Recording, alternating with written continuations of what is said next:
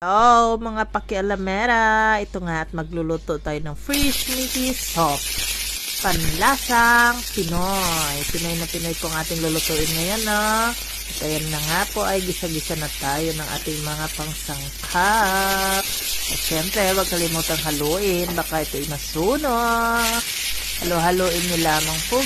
Maraming salamat nga po pala. Pagkakataon ko itong magpasalamat sa inyo. Kahit na kayo hindi ko mga followers, kayo nanonood sa aking mga videos.